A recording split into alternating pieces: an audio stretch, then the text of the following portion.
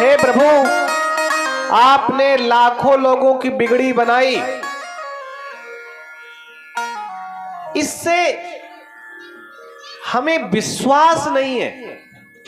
हम क्यों माने कि आपने लाखों लोगों की बिगड़ी बनाई? अगर आप हमारी बिगड़ी बनाओ तो हम जाने।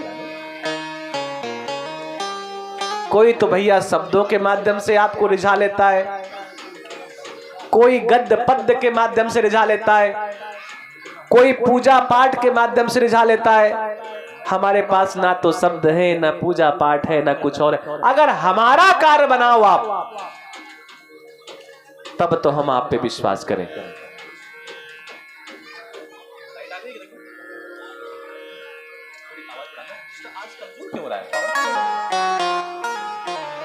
श्री राम, श्री सीताराम।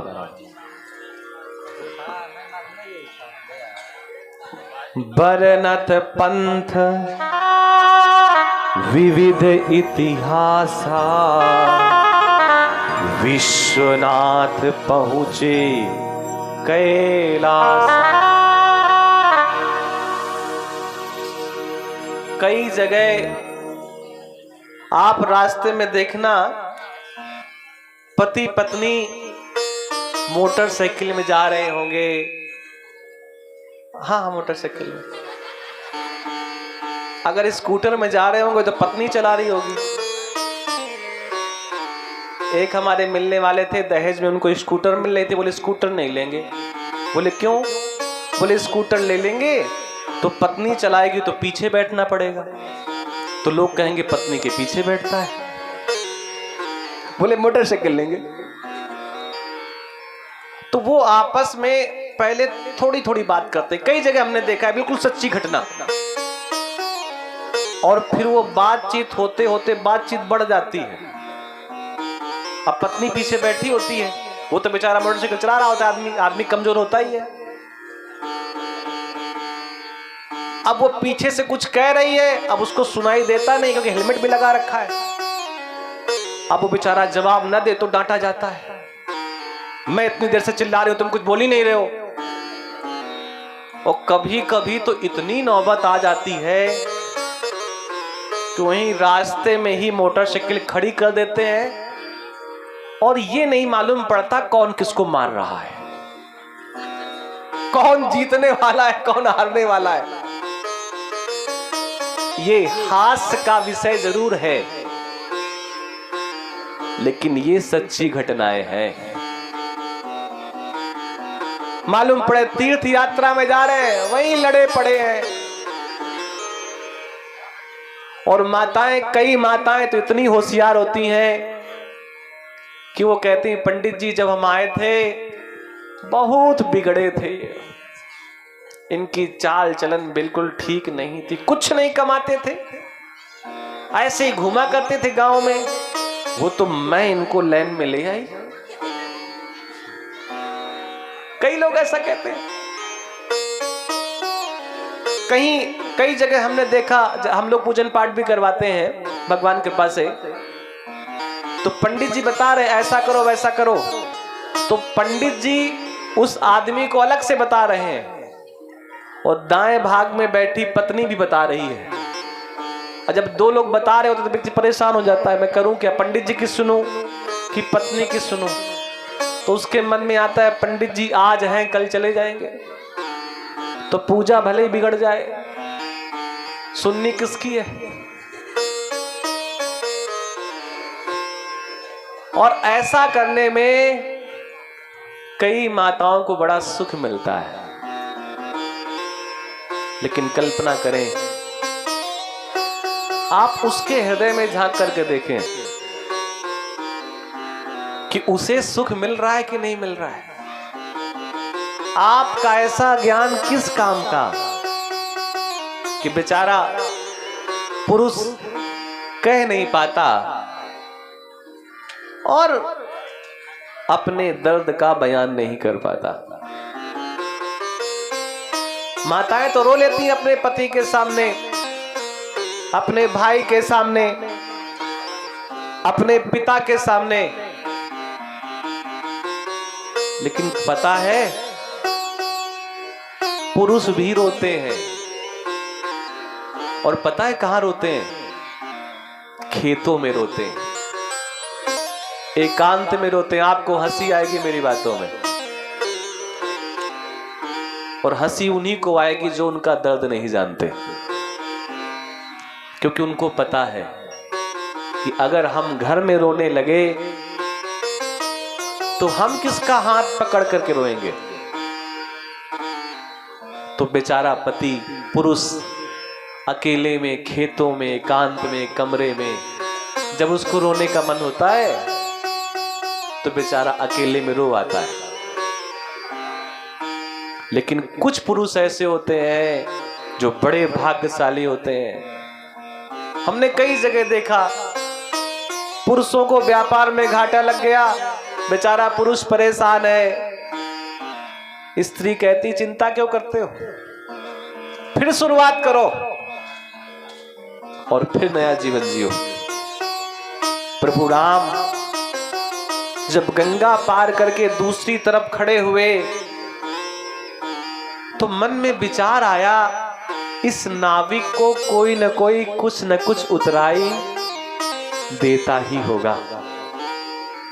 मन में विचार आया, पत्नी पता है कैसी हो, पिए हिए किए सिए जान निहारी। पिए कहते हैं प्री को, जिससे आप बड़ा प्रेम कहते हैं। पिए ही हृदय की किए जानी निहारी। राम जी अभी मन में विचार कर रहे हैं, मैं केवट को क्या दूं, क्या उतराई दूं। अरे साधारण व्यक्ति है, इसी नौका से इसका जीवन यापन चलता है, अगर बिना उतराई आगे बढ़ गए तो लोग समाज में क्या कहेंगे, चक्रवर्ती राजा के बेटे ने बिना उतराई दिए गंगा को पार कर लिया। अच्छा वो ऐसे प्रभु राम ऐसे खड़े होंगे तो माता सीता के हाथ में एक ही अंगूठी बची थी, कई सारी नहीं, एक एक आभूषण माता कैकेयी ने उतार लिए थे, और ये अंगूठी भी उतारने वाली थी। लेकिन मन में विचार आया, स्त्री को बिना आभूषण के नहीं रहना चाहिए, तो एक अंगूठी दे दी, जिस अंगूठी में क्या लिखा था, राम। और वही अंगूठी माता सीता ने धीरे से बिना कहे प्रभु के उनके हाथ में सरका दी, प्रभु आप ये दे दो। और राम जी वो अंगूठी केवट को देने लगे तो पता है केवट ने क्या कहा, जनक जी ने प्रभु आपका पैर का अंगूठा धुला था विवाह के समय। विवाह के समय वर के पैर धुले जाते हैं ना, तो अंगूठा धुला था, और जनक जी ने प्रभु राम का अंगूठा धुला और राम के साथ सीता को सोने से लाद दिया। और प्रभु मैंने तो आपके दोनों पैर धुले हैं, अगर मैंने गहना उतरवा लिया तो संसार के लोग कभी माफ नहीं करेंगे कि जिस पुत्री को आभूषण देना चाहिए उससे तुमने उतरवा लिया। पिए हिए किए सिए जानी निहारी। पत्नी का स्वभाव बताया गया, कैसी हो, जो अपने पति के मन के भावों को जान जाए। पत्नी के बारे में ऐसा कहा गया, कैसी हो, पत्नी मनोरमाम देही। पत्नी कैसी हो, पहला गुण मन को अच्छी लगने वाली हो, और केवल मन को अच्छी लगने वाली नहीं, मन के विचारों को जानने वाली। और इतना ही नहीं, तारिणीम, दुर्ग संसार सागरस्य। ये जो संसार रूपी दुर्ग, दुर्ग कहते हैं किले को, ये जो दुर्ग रूपी किला है, इससे तारण करने वाली हो, और केवल हमें ही ना तारे, कुलोद्भवम, पत्नी कैसी हो जो पूरे परिवार को भव से पार लगाने वाली हो। बरनथ पंथ विविध इतिहासा, विश्वनाथ पहुंचे कैलास। और वहां कैलाश पे भगवान विश्वनाथ पहुंच करके आंख बंद करके बैठ गए। शंकर सहज स्वरूप सम्हारा, लागी समाधि अखंड अपारा। भगवान शिव जानते हैं अगर मैं शांत नहीं बैठा, एकांत नहीं बैठा, अकेले में नहीं बैठा, प्रभु राम के स्मरण में नहीं बैठा, तो पुनः ये प्रश्न पूछेंगी, और प्रश्न पूछ पूछ करके जानने का प्रयास करेंगे कि मैंने संकल्प क्या लिया है। आप सती माता को समझने का प्रयास करिए। सती माता ने लंबे समय तक भगवान शिव की समाधि खुलने का इंतजार किया। बीते सम्मत सहस 87, तजी समाधि शंभु अविनाशी। 87,000 वर्ष बीत गए और माता सती ने भगवान शिव कब समाधि को त्यागे, इसका वो इंतजार करती रही 87,000 वर्षों तक। जो स्त्रियां, जो माताएं, जो बहन, जो बेटियां अपना वैवाहिक जीवन बहुत श्रेष्ठ चाहती हैं, तो वो एक ही कार्य करती हैं, गौरी शंकर भगवान का पूजन। सीताराम जी का पूजन उतना नहीं करती, राधा कृष्ण का उतना पूजन नहीं करती। पूजन किसका करती है? माता पार्वती और भगवान भोलेनाथ का। क्योंकि इनका जो पारिवारिक जीवन है जितना श्रेष्ठ है, उतना पारिवारिक जीवन किसी और का श्रेष्ठ नहीं है। और पारिवारिक जीवन ऐसे श्रेष्ठ नहीं हुआ। बीते सम्मत सहित 87,000 वर्षों तक माता सती भगवान भोलेनाथ की आंख खुलने का इंतजार करती रही। राम नाम शिव सुमिरन लागे। 87,000 वर्ष बाद जब भगवान भोलेनाथ की आंख खुली, राम नाम शिव सुमिरन लागे। जान्यो सती जगतपति जागे। असली में वही व्यक्ति जगा हुआ है जिसकी प्रातः काल आंख खुलने के बाद जिह्वा से राम, कृष्ण, शिव, हरि, गोविंद आदि का नाम निकलता है। अगर प्रातः काल आंख खुलने के बाद आपकी जिह्वा से राम का नाम, प्रभु का नाम, इष्ट का नाम, शिव का नाम नहीं निकलता, तो याद रखिए आपकी आंख भले ही खुली हो, लेकिन आप जगे हुए नहीं हैं। और जगा हुआ वही है जिसका प्रातः काल भोर का पहला शब्द राम, प्रभु का नाम। और ये पहचान है जागने वाले व्यक्ति की। कई ऐसे उदाहरण मिलते हैं कि वहां पर प्रेम और मैत्री इसी कारण हुई कि व्यक्ति जगा हुआ है। हनुमान जी महाराज लंका पहुंचे और वहां विचार कर रहे हैं, किससे मिले, किससे भेंट करें, किससे बात करें, कौन मेरा कार्य सिद्ध करेगा। तो जगे हुए व्यक्ति के द्वार में राम सीता लिखा रहता है, तुलसी का वृक्ष लगा होता है, शंख चक्र आदि के निशान बने होते हैं, बढ़िया दिव्य झंडा टंगा होता है। रामायुध अंकित ग्रह शोभा बरनि न जान, नव तुलसी का वृंद में हरसी उठे कपिराय। विभीषण जी जब जगे तो उनके मुंह से राम राम राम राम निकल रहा था।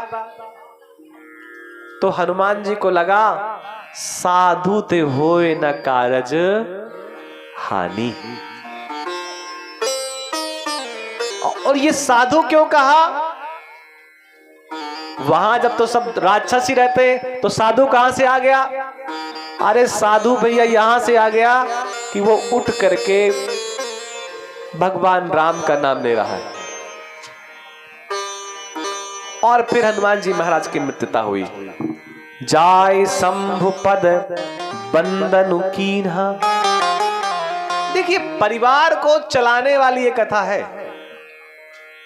जाय शंभु पद बंदनु कीन्हा। प्रातः काल जब स्वामी जगे, अब कुछ लोग कंफ्यूज होंगे स्वामी कौन है? अरे स्वामी का मतलब वही जिनको जगाया जाता है, जगो चाय बन गई है। सुबह सुबह माताएं कितना प्रेम करती हैं अपने पतियों से, बढ़िया सा कप लेकर के पहुंच जाती हैं, जागो। ये नहीं कहती सुबेरा हो गया है, जागो ना, जागो चाय तैयार है। अब वो भी जाग जाते हैं, ऐसे लगता है कि चाय ना मिले तो प्राण निकल जाए। वहीं बैठे बैठे चाय पी लेंगे। मतलब अगर चाय ना बने तो व्यक्ति जगे ही ना। जाय शंभु पद वंदनु कीन्हा। प्रातः काल अपने से बड़ों को भैया प्रणाम कर लेना चाहिए। इससे रिश्ते मजबूत होते हैं, रिश्ते श्रेष्ठ होते हैं। बेटियां हैं तो पिता को राम राम श्याम श्याम सीताराम कहना प्रारंभ करें। उससे होगा क्या?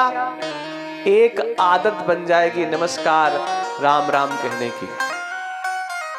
छोटे बच्चे अपने माता पिता के चरणों को स्पर्श करें प्रातः काल,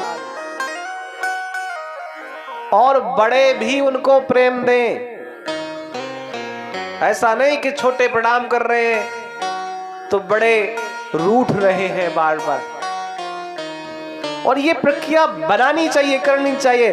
जाय शंभु पद वंदनु कीन्हा। आगे की लाइन सुनिए, पुरुषों के लिए है। सन्मुख शंकर आसन दीन्हा।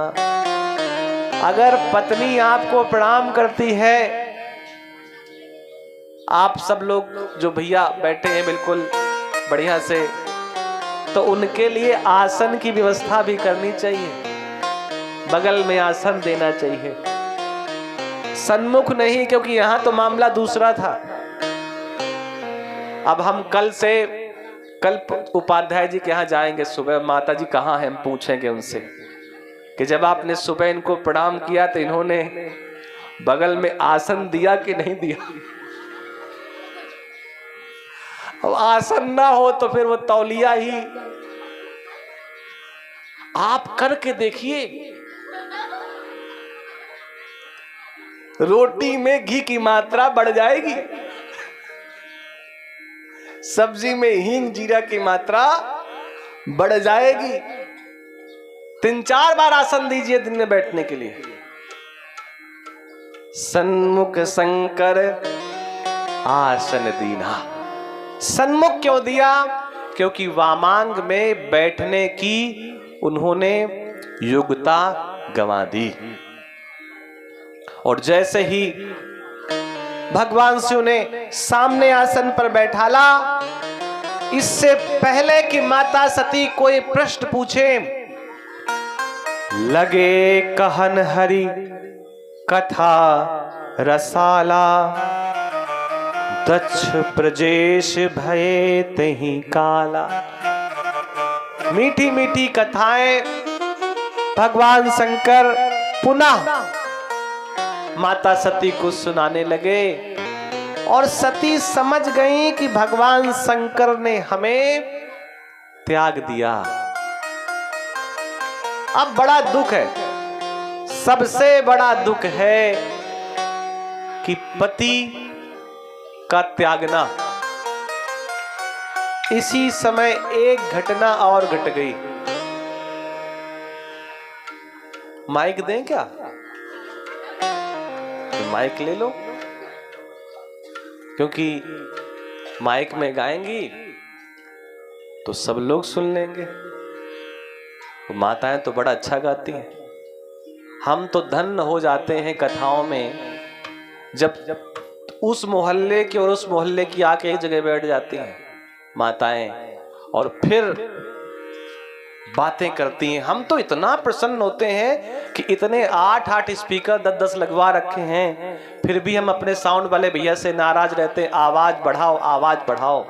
लेकिन पता नहीं भगवान ने माताओं के कानों में कितना तेज दे रखा है कि इतनी शोर में भी पूरी बातें मोहल्ला की हो जाती हैं।